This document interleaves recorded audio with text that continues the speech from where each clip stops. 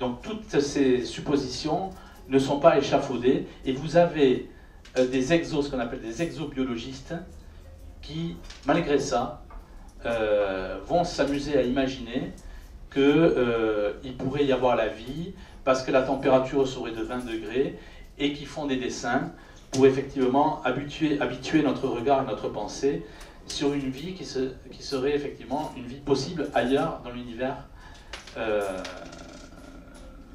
Donc on voit le cheminement du mensonge. La recherche de l'eau va dans le sens de cette culture extraterrestre. Par exemple, l'hebdomadaire American Time utilise dans un sous-titre choc mais mensonger, des astronomes ont détecté de l'eau sur des planètes autour d'autres étoiles. La grande gifle qu'a reçue la science, c'est par exemple le cas, on le voit avec le cas de la sonde Stardust, qui est un projet de la NASA. Cette sonde a été lancée le 7 février 1999 en direction de la comète Wild 2, qu'elle a rejoint le 2 janvier 2004. Cette sonde a étudié donc la comète Wild 2, son noyau, et elle n'a trouvé que de l'olivine. L'olivine, c'est une roche qui se transforme en serpentine avec de l'eau, au contact de l'eau. On n'a trouvé aucune trace de serpentine. Pendant des décennies, la science nous a bassinés en nous disant « mais le noyau des comètes est fait de glace, il n'en est rien ». Et le responsable de cette mission, qui s'appelle Mikhail Zolensky, explique que cette découverte constitue une totale remise en question. Mais la science est comme ça. Sans arrêt, on spécule sur des événements qui ne sont pas du tout observés, comme les exoplanètes. Le tout, c'est de nous amener à une conception du monde qui nous éloigne de Dieu. Et comme il n'y a pas de neutralité, pas plus dans les cieux que sur terre, si vous n'êtes pas avec Dieu, vous êtes avec le démon. Je ne sais plus, c'est une citation de Léon Bloy qui dit « Si vous ne priez pas Dieu, vous priez le démon ». C'est exactement la même chose avec la science. Si vous n'avez pas conscience de votre créateur, c'est que vous êtes dans le camp de l'ennemi. Je suis désolé de vous le faire aussi brut, mais c'est la stricte vérité. La science-fiction est faite, elle, pour cabaliser les esprits. Les extraterrestres, que vous le vouliez ou non, qui sont anti-chrétiens et anti-catholiques, je dirais surtout, tirent leur essence de la Kabbale. Ce n'est pas du tout neutre. La Kabbale, qui est la loi orale et secrète, abrite des entités ressemblant à des extraterrestres, des formes déterminées et multiples de créatures. Elle voudrait établir une correspondance de structure entre deux mondes, le monde du visible et l'Ensof, c'est-à-dire l'univers ou l'infini. Cette thématique est toujours reprise et ne mentionne jamais les anges. Nous sommes dans un champ contraire à celui du catholicisme. D'ailleurs, j'avais relevé le nom d'un professeur roumain qui s'appelle le professeur Miklos, qui dit textuellement « Le phénomène ovni conduit l'homme qui s'y intéresse à redécouvrir le vieux gnosticisme des sectes juives des premiers siècles de notre ère. » C'est clair, c'est clair. Et on va continuer, vous allez voir. Herbert George Wells, qui est décédé en 1946, illustre cette tendance. Il étudie la biologie sous la direction de Thomas Henry Huxley, le plus ardent défenseur de Charles Darwin. Sa croyance en l'existence d'extraterrestres de martiens, donc la croyance de Wells, provient d'une conception évolutionniste. Son plus célèbre roman, La guerre des mondes, publié en 1898, a été adapté en 2005 par le grand metteur en scène hollywoodien Steven Spielberg. Le petit-fils, pour vous dire comme quoi c'est un monde souterrain qui est lié, qui a énormément de ramifications entre ces éléments. Donc on voit la proximité de Wells qui vend un peu les martiens dès 1898. Son livre est repris par Hollywood. On voit que Wells est un proche de Thomas Henry Huxley, mais il est intéressant aussi de remarquer que le petit-fils de Thomas Henry Huxley, Julian Sorrell Huxley, qui est décédé en 1975, était un biologiste britannique, théoricien de l'eugénisme, et qui fut le premier directeur de l'UNESCO. Il fonda aussi le World Wildlife Foundation, association mondialiste chapeautée par la secte satanique de la Lucifer Trust, créée en 1922. D'ailleurs, une des filiales de la Lucifer Trust, le mouvement de la bonne volonté, qui a été créé en 1935, siège jusqu'à aujourd'hui à l'ONU. Donc quand vous voyez Wells et que vous voyez la famille Huxley, rien n'est le fait du hasard. On voit bien que ces gens-là veulent mener notre imagination et notre éternité vers quelque chose qui n'est pas du tout chrétien. Wells, d'ailleurs, est un socialiste de la très influente Fabian Society, connu pour avoir financé la révolution russe de 1917. Révolution russe, d'ailleurs, qui a été financée par les 13 lignées sataniques, c'est-à-dire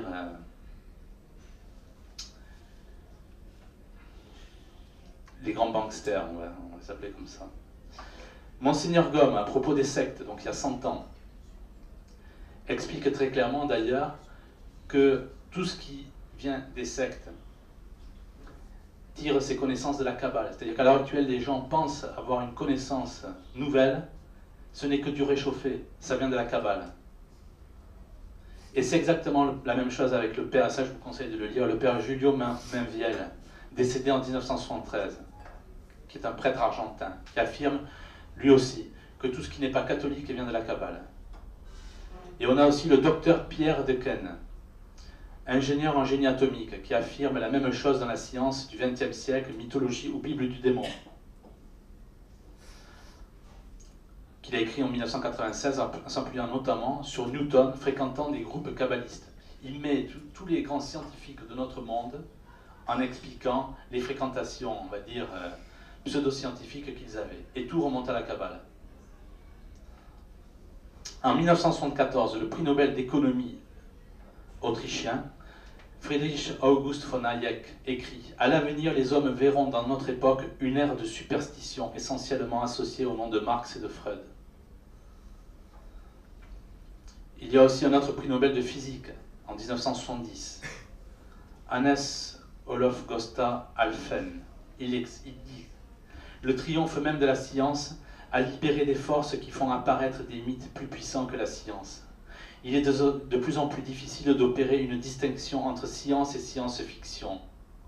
Le Big Bang est un mythe qui mérite une place d'honneur dans un zoo. » Et pour parler du Big Bang, un de ses fondateurs, on va dire, fondateur de cette théorie mensongère, Fred Hoyle, l'avait appelé ainsi pour se moquer de cette théorie, à laquelle il ne pensait pas qu'un jour elle soit aussi bien diffusée.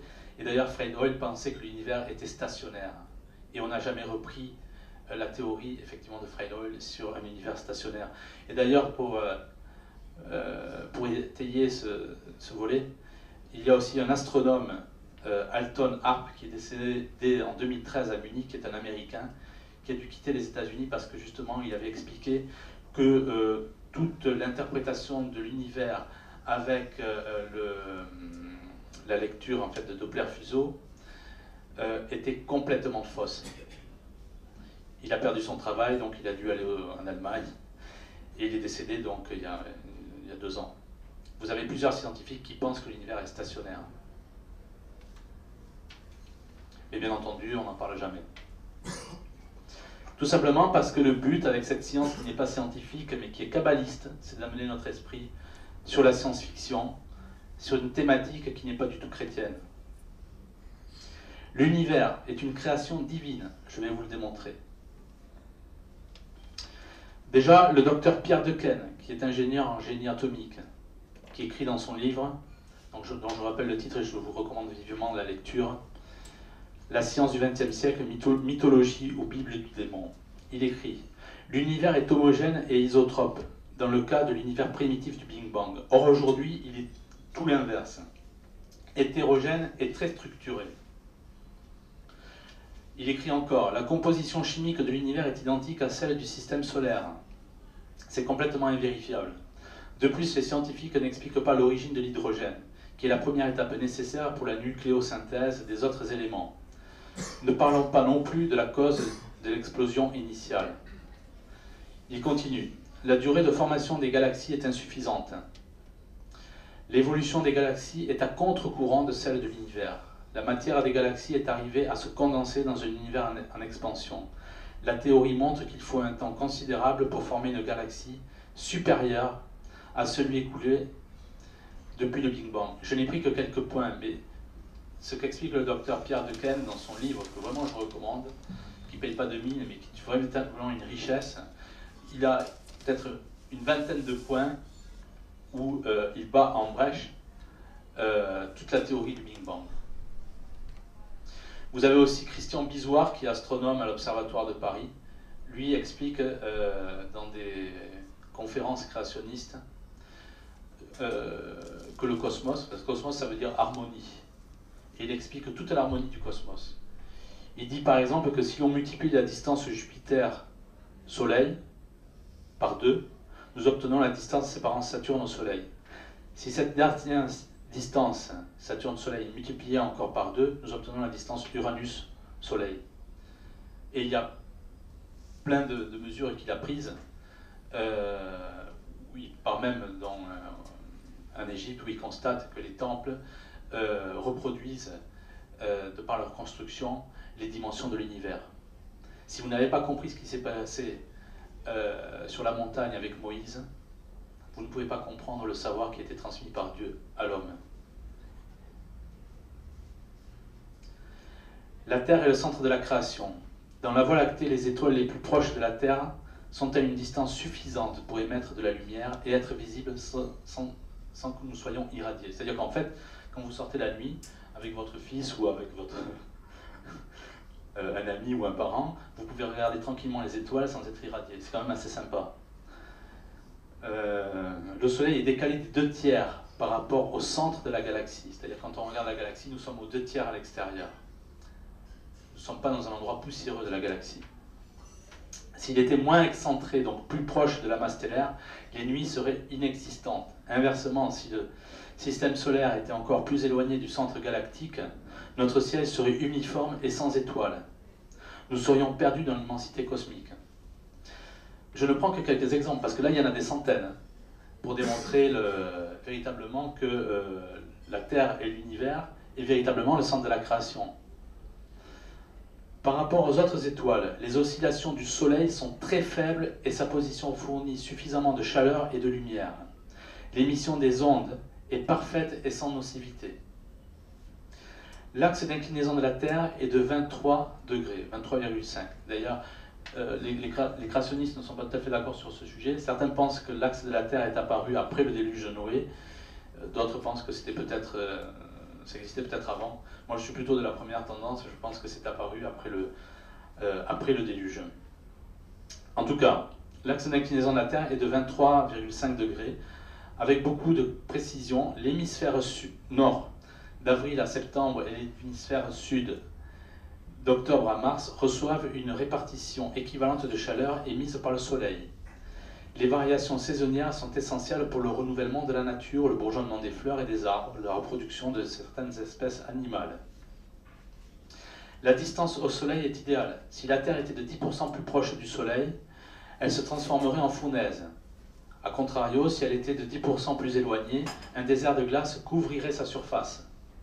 On voit que tout est bien calculé, et je vous garde le meilleur pour la fin. Selon l'abbé Moreux, décédé en 1954, pour que la température de la surface terrestre n'évolue pas dans des proportions trop fortes, il faut que l'orbite soit très peu excentrique et voisine du cercle. Pour que ces dimensions soient aussi parfaites, nous ne sommes pas dans le dessin du Big Bang. Ça ne peut pas être le fait du hasard. La pesanteur de la Terre est parfaite. L'eau reste à l'état liquide. Quand on va chercher de l'eau sur Mars, ce n'est pas possible parce que la pesanteur est trop faible et l'eau ne resterait pas au sol, elle s'évaporerait. Un manque de gravité se traduirait par une plus grande évaporation due à une pression atmosphérique plus basse. Et le meilleur, c'est la Lune et le Soleil. Vous savez très bien que la Lune est bien plus petite que le Soleil. Et pourtant, quand vous regardez ces deux astres créés le 4e jour de la création, les deux luminaires, un qui domine le jour et un qui domine la nuit, et bien vu de la Terre, leur dimension est parfaitement égal. Et d'ailleurs, quand vous avez une éclipse de soleil, il fait nuit sur Terre. Parce que ces deux cercles, ces deux luminaires, vus de la Terre, sont exactement de la même dimension. Ça, c'est un clin d'œil de la création adressé à l'homme. Bien sûr, celui qui ne croit pas en Dieu ne veut pas le voir. Mais